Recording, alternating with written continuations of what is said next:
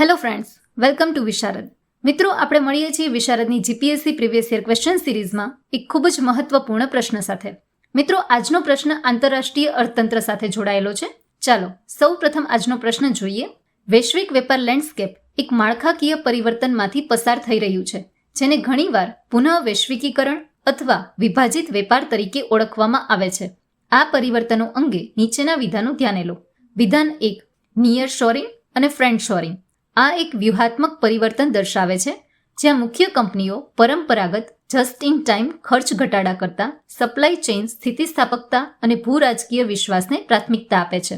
વિધાન 2, વેપાર વિભાજન ટ્રેડ ફ્રેગમેન્ટેશન. આમાં ભૌગોલિક આર્થિક બ્લોક્સના ઉદ્ભવનો સમાવેશ થાય છે, જ્યાં મેળ ખાતા નિયમનકારી ધોરણો અને ડિજિટલ પ્રોટોકોલના નેટવર્કમાં વેપાર વધુને વધુ હાથ ધરવામાં આવે છે, જે સંભવિત રીતે વૈશ્વિક અર્થતંત્રના વિભાજન તરફ દોરી જાય છે. વિધાન 3, વૈશ્વિકીકરણનો ઘટાડો ડીગ્લોબલાઇઝેશન. આ 1990ના દાયકા પછીના વેપાર વ્યવસ્થામાં સંપૂર્ણ ઉલટાઓ સૂચવે છે, જે ક્રોસ બોર્ડર મૂડી પ્રવાહના સંપૂર્ણ સમાપ્તિ અને સંપૂર્ણ રાષ્ટ્રીય સ્વાયત્તતા તરફ પાછા ફરવાનું વલણ દર્શાવે છે. મિત્રો, અહીં આપણને 3 વિધાનો આપેલા છે. આ વિધાનોમાંથી કેટલા વિધાન સાચા છે તે આપણે જણાવવાનું છે. તમને આમાંથી કયું વિધાન સાચું લાગે છે? કમેન્ટ કરીને જરૂર જણાવો. તો ચાલો સૌપ્રથમ આપણે આ પ્રશ્નમાં પૂછાયેલા મુખ્ય વિષય તરફ જઈએ. મિત્રો, છેલ્લા કેટલાક વર્ષોમાં વૈશ્વિક વેપારનું સ્વરૂપ ઝડપથી બદલાઈ રહ્યું છે. કોવિડ-19 મહામારી, અમેરિકા ચીન વેપાર યુદ્ધ, રશિયા યુક્રેન સંઘર્ષ અને વધતા ભૂરાજકીય તણાવને કારણે વિશ્વની કંપનીઓએ પોતાની સપ્લાય ચેઇન વિશે ફરીથી વિચારવાનું શરૂ કર્યું છે. પહેલા મુખ્ય ધ્યાન માત્ર ઓછા ખર્ચ પર હતું, પરંતુ હવે 3 બાબતો પર વધારે કેન્દ્રિત થયું છે: supply chain resilience, trusted partners અને નેશનલ સિક્યોરિટી. આ નવા પરિવર્તનને સમજવા માટે આપણે આ પ્રશ્નમાં પૂછાયેલા મહત્વના શબ્દોને સમજવા પડશે. તો સૌપ્રથમ જોઈએ, નિયર શોરિંગ શું છે? તો કંપની પોતાની ઉત્પાદન પ્રક્રિયાને પોતાના દેશની નજીક આવેલા દેશમાં ખસેડે છે. તેને નિયર શોરિંગ કહે છે. તેનો મુખ્ય હેતુ છે પરિવહન સમય ઘટાડવો, સપ્લાય ચેઇન વધુ વિશ્વસનીય બનાવવી અને જોખમ ઓછું કરવું. હવે મિત્રો સમજીએ, ફ્રેન્ડ શોરિંગ શું છે? ફ્રેન્ડ શોરિંગ એટલે કંપનીઓ એવા દેશોમાં રોકાણ કરે અથવા ઉત્પાદન કરે જ્યાં રાજકીય રીતે વિશ્વાસ અને સારા સંબંધો હોય. અર્થાત હવે નિર્ણય માત્ર ખર્ચના આધારે નહીં, પરંતુ જીઓપોલિટિકલ ટ્રસ્ટના આધારે પણ લેવામાં આવે છે. આજના સમયમાં અમેરિકા, યુરોપિયન યુનિયન અને અન્ય ઘણા દેશો આ વ્યૂહરચના અપનાવી રહી છે. તો મિત્રો, હવે આપણા વિધાન નંબર 1 પર આવીએ.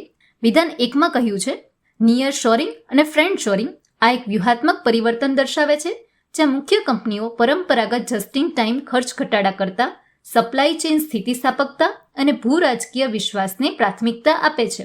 તો આ વિધાન સાચું છે. હવે મિત્રો સમજીએ, ટ્રેડ ફ્રેગમેન્ટેશન એટલે શું? અગાઉ સમગ્ર વિશ્વ એક મોટા વૈશ્વિક બજાર તરીકે આગળ વધી રહ્યું હતું, પરંતુ હવે દેશો અલગ અલગ આર્થિક જૂથોમાં વધુ નજીકથી વેપાર કરી રહ્યા છે. આ જૂથોમાંથી ઘણી વખત સમાન નિયમનકારી ધોરણો, સમાન ટેકનિકલ નિયમો, સમાન ડિજિટલ પ્રોટોકોલ, સમાન સુરક્ષા હિતો હોય છે. આને જ ટ્રેડ ફ્રેગમેન્ટેશન અથવા જીઓ ઇકોનોમિક ફ્રેગમેન્ટેશન કહેવામાં આવે છે. IMF અને WTO બંનેએ છેલ્લા કેટલાક વર્ષોમાં આ વિષય પર વિશેષ ભાર મૂક્યો છે. હવે મિત્રો આપણું વિધાન 2 જોઈએ, વેપાર વિભાજન ટ્રેડ ફ્રેગમેન્ટેશન.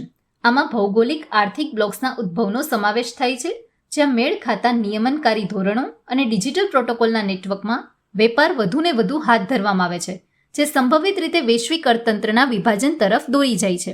તો આ વિધાન સાચું છે. હવે મિત્રો સમજીએ ડીગ્લોબલાઇઝેશન. તો ડીગ્લોબલાઇઝેશનનો અર્થ વૈશ્વિકીકરણ સંપૂર્ણપણે સમાપ્ત થઈ જાય એવો નથી. તેનો અર્થ છે વૈશ્વિકીકરણની ગતિ ધીમી પડવી. કેટલાક ક્ષેત્રોમાં વેપાર અથવા રોકાણમાં ઘટાડો, સપ્લાય ચેઇનનું પુનઃગઠન અને કેટલાક દેશો દ્વારા વધુ આત્મનિર્ભર બનવાનો પ્રયાસ થવો. પરંતુ વિશ્વમાં વેપાર, મૂડી પ્રવાહ, રોકાણ અને આંતરરાષ્ટ્રીય સહકાર સંપૂર્ણપણે બંધ થઈ જતા નથી. તો આથી પ્રશ્નમાં લખાયેલું ક્રોસ બોર્ડર કેપિટલ ફ્લો સંપૂર્ણપણે સમાપ્ત થઈ જાય છે. તે વિધાન ખોટું છે. એટલે આપણું વિધાન 3 ખોટું છે. તો મિત્રો, આપણે જોયું તેમ પ્રશ્નમાં વિધાન 1 સાચું છે, વિધાન 2 સાચું છે અને વિધાન 3 ખોટું છે. એટલે આપણો સાચો વિકલ્પ છે ઓપ્શન બી, ફક્ત 1 અને 2. મિત્રો, હવે પરીક્ષા માટે યાદ રાખવાના તથ્યો જોઈ લઈએ. નિયર શોરિંગ નજીકના દેશમાં ઉત્પાદન, ફ્રેન્ડ શોરિંગ વિશ્વાસપાત્ર મિત્ર દેશોમાં ઉત્પાદન, ટ્રેડ ફ્રેગમેન્ટેશન ભૌગોલિક આર્થિક બ્લોક્સમાં વેપારનું વધતું વિભાજન, ડીગ્લોબલાઇઝેશન વૈશ્વિકીકરણનો સંપૂર્ણ અંત નહીં, પરંતુ તેની ગતિમાં ઘટાડો અને પુનઃગઠન થવું. તો મિત્રો, જો તમને આ વિડીયો ઉપયોગી લાગ્યો હોય તો તમારા મિત્રોને શેર કરો, વિશારદ ચેનલને સબસ્ક્રાઇબ કરો. ફરી મળીશું મિત્રો આવા જ એક ઉપયોગી કન્સેપ્ટ સાથે. ત્યાં સુધી વાંચતા રહો, આગળ વધતા રહો. All the best. Thank you so much.